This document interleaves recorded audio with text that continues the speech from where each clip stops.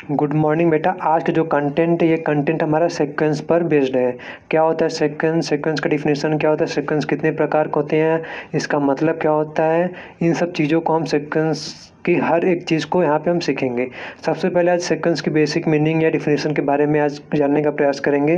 जैसे लिखा हुआ है सीक्वेंस, सीक्वेंस आप क्या समझते हैं सीक्वेंस से? आप कहीं भी अगर कोई आपसे पूछ लेता है कि बेटा सीक्वेंस क्या होता है, आप क्या जवाब देंगे? आप मैथमेटिकली डिफिनेशन हर जगह तो नहीं दे सकते। जैसे आपको किसी छोटे बच्चों को समझाना हो तो आप सीक्वेंस का एग्जांपल क्या देंगे, क्या कहेंगे कि सीक्वेंस क्या होता है? स्कूल से पढ़ते हुए आ रहे हैं, स्कूल में क्या होता है, प्रेयर होता है। सुबह सुबह प्रेयर होता है तो प्रेयर में क्या होता है, लाइन में खड़ा किया जाता है बच्चों को। हर 1 2 3 4 5 6 7 8 जितने भी क्लास के बच्चे हैं सभी को क्या होता है, लाइन्स में खड़ा किया जाता है। अब उसमें क्या, उसमें एक चीज़ एक रूल के अकॉर्डिंग खड़ा किया जाता है कि जो बच्चा सबसे बड़ा है वो सबसे पीछे होगा, जो सब बच्चा सबसे छोटा है वो सबसे आगे होगा। तो ये जो अरेंजमेंट है कि इंक्रीजिंग बढ़ते हुए क्रम में या फिर घटते हुए क्रम में किसी भी चीज़ को अरेंज करना, ये हमारा सीक्वेंस कहलाता है। तो ये नहीं होता है कि सीक्वेंस और सीरीज़ में थोड़ा सा डिफरेंस होता है कि सीरीज़ में हम प्लस या माइनस लगा लगा के लिखते हैं बीच में, ये जो बीच में दो नंबर के बीच का जो गैप होता है उसके बीच में प्लस या माइनस लगा के लिखते हैं।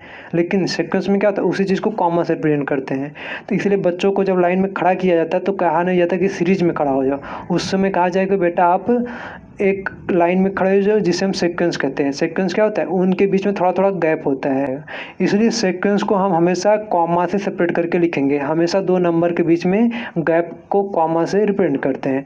इसका लिखने का सिंबल अलग होता है, सेट से कुछ अलग सिंबल होता है रिप्रेजेंटेशन। तो उस चीज़ को हम क्या करेंगे, यहाँ पे सब चीज़ सीखेंगे। तो मैथमेटिकली अगर डिफाइन करना हो मैथमेटिकल के लैंग्वेज में तो क्या कहेंगे कि सबसे पहले हमें फंक्शन का नीड होता है। अगर मैथमेटिकल के डिफिनेशन में डिफाइन करना हो तो फंक्शन का यूज होता है। क्या होता है फंक्शन? फंक्शन ये एक प्रकार का हमारा क्या होता है, मैपिंग होता है। क्या होता है? मैपिंग होता है। सेट ए से सेट बी के बीच में क्या होगा, मैपिंग होगा। ठीक है, सेट ए से सेट बी के बीच में मैपिंग होता है, इसे हम फंक्शन कहते हैं। इस फंक्शन होने के लिए कुछ कंडीशन होता है कि सेट ए के सभी एलिमेंट का इमेज सेट बी में मिलना चाहिए, जैसा आप पिछले क्लास में पढ़ते चले आए हैं। तो हम इसी सेट से ही हमारे सीक्वेंस को डिफाइन किया गया। कह सकते हैं इसी फंक्शन का यूज़ करके हमें सीक्वेंस का डिफिनेशन मिला है। कैसे कि जैसे एक सेट ए ले लिए हम, ये एक सेट ये ले लिए बी। ठीक है, ये ए है ये बी है। ठीक है, इसमें कैसे एलिमेंट होंगे, इसमें एक्स टाइप के एलिमेंट होंगे, इसमें कैसे होंगे, एफ एक्स टाइप के एलिमेंट होंगे जिसे हम वाई कहते हैं। ठीक है, इसके बीच में जो प्रोसेस है इसको मैपिंग कहते हैं। क्या कहते हैं, मैपिंग। तो ये फंक्शन हो गया। लेकिन अब बात आती है कि इसमें जो एलिमेंट होंगे, ये जो एक्स चूज करेंगे, ये एक्स क्या होता है, एक्स बिलोंग करता है रियल नंबर से, और जो वाई मिलता है वो भी वाई हमारा रियल नंबर में ही मिलता है। तो ये जब कंडीशन होगा तब हमारा वो क्या कहलाता है, फंक्शन कहलाता है। ठीक है, लेकिन इसी चीज़ में एक कंडीशन बाइंड कर दिया जाए, मतलब कि ये जो एक्स है आपको यहाँ पे केवल नेचुरल नंबर को ही लेना है। ये जो सेट है ये आपको इस एक्स की जगह क्या लेना है, नेचुरल नंबर लेना है। क्या लेना है, नेचुरल नंबर, नेचुरल नंबर। ठीक है, तो इस सेट ए में जो नंबर लेंगे सभी क्या होंगे, natural number. Natural number start मतलब कि आपका ये 1 2 3 4 5 6 7 इस तरह से बढ़ता चला जाएगा, मतलब यहाँ पे जीरो कभी भी नहीं आएगा। तो ये आपका जो स्टार्ट होगा ये 1 से स्टार्ट होगा। ठीक है, अब इसका मैपिंग जब हम इस सेट बी में करेंगे, जब इमेज ऑब्टेंड करेंगे तो ये इमेज क्या होना चाहिए, ये हमारा एफ एन के फॉर्म में मिलेगा। ठीक है, या फिर कह सकते हैं F1 के फॉर्म मिलेगा, F2 के फॉर्म में मिलेगा, F3 के फॉर्म में मिलेगा, इधर डेडस FN के फॉर्म में मिलेगा। ठीक है, ये सब क्या है, इमेज है। इन सभी इमेज को हम क्या करेंगे, कलेक्ट कर लेंगे। ठीक है, इन सभी इमेज को क्या करेंगे, कलेक्ट कर लेंगे। F1 F2 F3 डेडस FN, और ये इनफाइनाइट भी जा सकता है, कोई कंडीशन बाउंडेड नहीं है।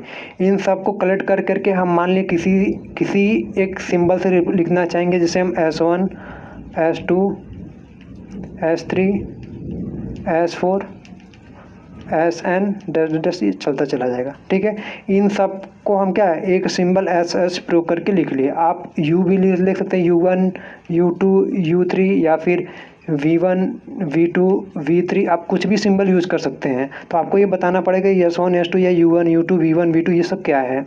ठीक है, अब इतना लेने के बाद हम पहले क्या लिखते हैं, पहले हम ब्रैकेट में लिखते आए हैं, लेकिन यहाँ पे एक सिंबल होता है ये इस सिंबल के अंदर हम क्या करेंगे, इनक्लोज कर देंगे, या फिर इस सिंबल की जगह ये जो सिंबल है SNC जनरल में से लिखा जाता है।